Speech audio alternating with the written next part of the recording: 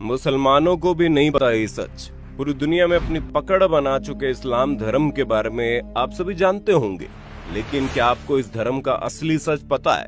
क्या आपको ये मालूम है इस्लाम धर्म में की जाने वाली चीजें आखिर क्यों होती है? क्यों इस्लाम धर्म में लोगों को जलाया नहीं जाता बल्कि दफनाया जाता है? क्यों इस्लाम धर्म के लोग अधिकतर मांस खाते हैं? आज की हमारी वीडियो में आपके सभी सवालों के जवाब मौजूद है, जहां हम आपको इस्लाम धर्म की उस सच्चाई से रूबरू करवाने वाले हैं जिसे जानकर आपके होश उड़ जाएंगे। यहाँ तक कि बहुत से मुसलमान भी इसके पीछे का सच नहीं जानते होंगे।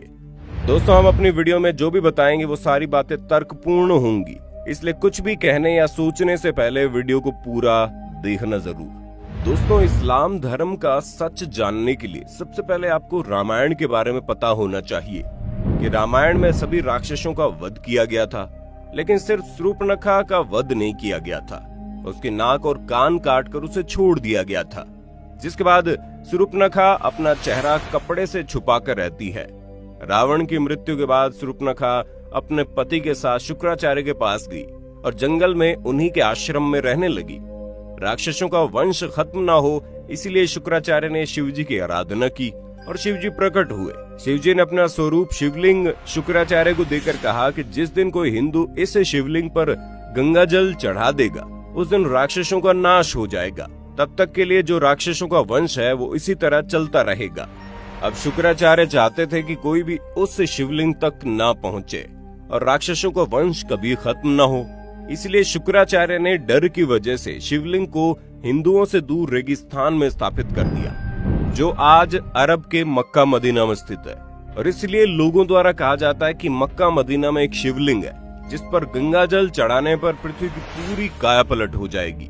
हालांकि सालों से कई सारे एक्सपर्ट इस बात से इनकार भी करते हैं, लेकिन अगर पौराणिक कथाओं की माने तो ये वही शिवलिंग है जिसे शुक्राचार्य ने हिंदुओं से बचाए रखने के लिए रेगिस्तान में छुपाया था। और इसी वजह से कोई भी हिंदू मक्का मदीना के अंदर प्रवेश नहीं कर सकता, क्योंकि अगर किसी हिंदू ने अंदर मौजूद शिवलिंग पर गंगा जल डाल दिया तो शूर्पणखा के वंशजों का विनाश हो जाएगा। शूर्पणखा जो आज उस समय अपना चेहरा ढककर रखती थी, वो परंपरा उसके वंशजों ने पूरी तरह निभाई। आज भी इस्लाम धर्म को मानने वाली औरतें अपना चेहरा ढक कर रखती हैं, और ये सुनकर आपको धक्का जरूर लगेगा, लेकिन शूर्पणखा के वंशज आज मुसलमान कहलाते हैं, क्योंकि शुक्राचार्य ने उन्हें वरदान दिया। इस वजह से विशेष तौर पर मुसलमान शुक्रवार को महत्व देते हैं। इन सारी चीजों को जानने के बाद आपके दिमाग में सिर्फ एक सवाल आ रहा होगा कि आखिर इस्लाम कैसे पैदा हुआ। तो दोस्तों, आपको बता दें, इस्लाम कोई धर्म नहीं है, वो एक मजहबी दिनचर्या है।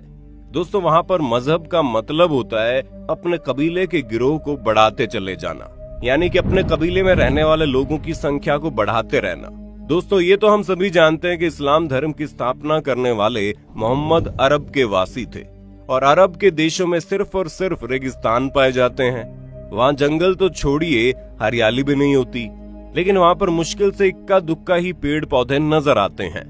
और इसी वजह से वहाँ पर लोगों के मरने के बाद उन्हें जलाने के लिए लकड़ियां न होने के कारण मृत शरीर को जमीन में दफना दिया जाता है। अब रेगिस्तान में हरियाली तो है नहीं, इसी वजह से वहाँ पर हरा चटक रंग देखकर इंसान चला जाता है, जो कि सूचक का काम करता है। इसी वजह से इस्लाम धर्म में हरे रंग को इतनी ज्यादा महत्वता दी जाती है। अरब देशों में पड़ने वाली गर्मी किसी की भी हालत खराब कर सकती है। वहाँ के लोग तेज धूप में रेगिस्तान में सफर करते थे, और इसी वजह से वहाँ पर लोग अपने सिर को ढकने के लिए टोपी पहनने लगे, ताकि धूप की गर्मी से वो लोग बीमार ना पड़े। और ये प्रथा आज भी चली आ रही है। जहाँ पर अरब के देशों में देखेंगे कैसे लोग अपने सिर पर कपड़ा बांध कर रखते हैं, ताकि धूप की गर्मी उन्हें नुकसान ना पहुँचा पाए। अरब के देशों में पानी की बहुत ही ज्यादा कमी देखने को मिलती थी। ऐसे में लिंग यानी मूत्र मार्ग को साफ करने में पानी खराब न हो, इसलिए वहाँ के लोग यानी कि इस मजहब के लोग अपना खतना करने लगे। दोस्तों, खतना जो प्राइवेट पार्ट होता है उसका आगे वाला हिस्सा काट दिया जाता है, और ये चीज अभी तक चलती आ रही है। सब लोग एक ही कबीले में खाना बदोश होते थे, इसलिए आपस में भाई बहन की निकाह कर देते थे। उन्हें शादी करने के लिए कहीं दूर रिश्ता ढूंढने की जरूरत नहीं होती थी, पर हाँ, वो लोग शादी करने से पहले इस बात का जरूर ध्यान देते थे कि जिसके साथ वो शादी कर रहे हैं वो उसका सगा भाई या बहन ना हो, अगर कोई चाचा या मामा वगैरह का लड़का या लड़की है तो उसके साथ ये लोग आराम से शादी कर देते थे। बस शर्त ये होती थी कि जिस शख्स से इस्लाम धर्म में शादी होती थी उसका जन्म आपकी माँ की कोख से ना हुआ हो। अब अगर बात की जाए खान पान की, तो आप जानते ही हैं कि अरब के देशों में रेगिस्तान के अलावा आपको और कुछ देखने को नहीं मिलेगा। वहाँ खेती बाड़ी करना या फिर फलों को उगाकर खाना असंभव था। इसी वजह से वहाँ के लोग जानवरों को मार कर अपना भोजन बनाते थे और वही परंपरा आज तक चली आ रही है। भले ही आज हर जगह गेहूं, चावल, फल फ्रूट पहुँच सकते हैं, लेकिन फिर भी इस्लाम धर्म के ज्यादातर लोग पुराने समय की तरह ही जानवरों को मारकर खाना पसंद करते हैं। हालांकि पहले के समय में लोगों को ये पता था कि किसी भी जीव को मारना अच्छी बात नहीं होती, इसलिए वो अपनी भूख मिटाने के लिए जिस किसी भी जानवर को मारते थे उसे कुर्बानी का नाम दे देते थे। और जब जानवर की कुर्बानी की जाती थी तो उस वक्त अल्लाह को याद कर लिया जाता था, ताकि जानवर की मौत का जो पाप है वो उनके सिर पर ना चढ़े। ये चीज धीरे धीरे बढ़ती गई और एक प्रथा में बदल गई और अब तो इसे दुनिया भर में त्योहार की तरह मनाते हैं, जहां जानवरों की कुर्बानी करके लोग उसे खाते हैं। वैसे आज लोग इन सारी चीजों के बारे में नहीं सोचते और किसी भी जानवर को खाने में बिल्कुल भी संकोच नहीं करते। अब ये बात तो आप अच्छे से जानते हैं कि रेगिस्तानी इलाके में मूर्ति वगैरह को बनाने के लिए मिट्टी नहीं मिलती, इसलिए जिसकी वजह से इन्होंने मूर्ति पूजा को अपने कबीले से यानी अपने मजहब से खारिज कर दिया। कबीले को एक जगह से दूसरी जगह लगातार आना जाना रहता है, इसलिए वो लोग कम बर्तन रखते थे और एक ही थाली में 4-5 लोग बैठकर खा लेते थे। मुसलमानों के कबीलों की संख्या को अधिक से अधिक बढ़ाया जा सके, इसलिए कबीले में एक आदमी को 4 शादियां करने की इजाजत थी। अब अगर इन सारी बातों पर गौर किया जाए तो इससे ये चीज साफ होती है कि इस्लाम कोई धर्म नहीं है बल्कि कबीला है, जिसे सिर्फ जनसंख्या को बढ़ाने के लिए बनाया गया है। और इसके जो नियम है वो उनके सिद्धांत नहीं बल्कि इनकी दिनचर्या है।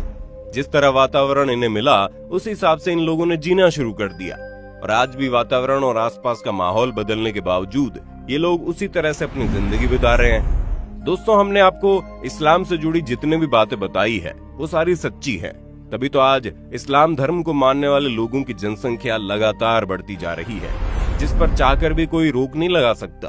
और जिस हिसाब से मुसलमानों की संख्या बढ़ती जा रही है उसे देखते हुए ये कहना गलत नहीं है कि आने वाले कुछ ही सालों में दुनिया में सबसे ज्यादा मुसलमानों की आबादी देखने को मिलेगी। अब हमारे बहुत से मुसलमान भाई बहनों को ये सारी बातें सुनकर बुरी लग रही होंगी, हम उनके धर्म को इस तरह से कह रहे हैं, पर दोस्तों हमारा इरादा किसी भी धर्म को ठेस पहुंचाना नहीं है, बल्कि हम तो आपके सामने कुछ ऐसे फैक्ट्स रख रहे हैं जो पूरी तरह से लॉजिकल है।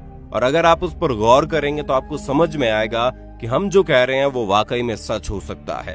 और इन सब की सबसे ज्यादा हैरान करने वाली बात यह है कि इस्लाम धर्म को मानने वाले लोग खुद भी ये नहीं जानते हैं कि वो इस तरह की सोच क्यों रखते हैं और क्यों इस्लाम धर्म को मानने वाले अधिकतर लोग दूसरे धर्म को कम समझते हैं।